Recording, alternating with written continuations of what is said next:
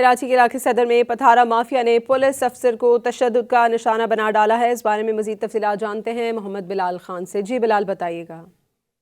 जी बिल्कुल, देखिए गुज़श्ता रोज़ सदर प्रेस मार्केट के करीब एक पुलिस अफसर को तशद्दुद का निशाना बनाया गया था, जिसका मुकदमा भी दर्ज कर लिया गया है। मैं इस वक्त एसओ जो सदर ट्रैफिक चौकी है वहाँ पर मौजूद हूँ।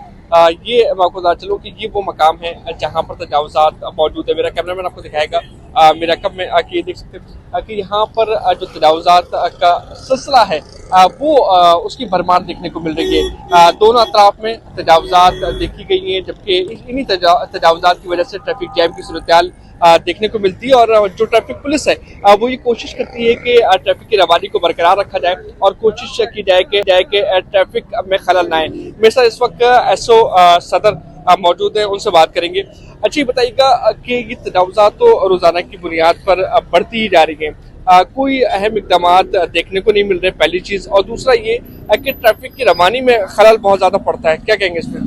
सर, मसला ये है कि अब इंक्रोचमेंट हमारे उस अंडर में नहीं है ना। हम तो अपनी कोशिश ये करते हैं कि हम ट्रैफिक को निकालें।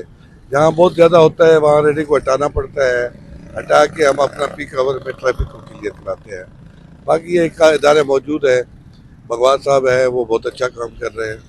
और कंटोनमेंट है, ये इलाका कंटोनमेंट का है। जी बिल्कुल, देखिए ट्रैफिक को रवा दवा रखने के लिए ये कोशिश की जाती है कि तजावुज़ात हटाए जाए, लेकिन पूरे सदर के इलाके में अगर बात की जाए तो पूरे सदर में ही तजावुज़ात मौजूद है। रोज़ाना की बुनियाद पर तजावुज़ात के खिलाफ ऑपरेशन हो रहा है, लेकिन फिर भी तजावुज़ात अभी भी सड़कों पर मौजूद है।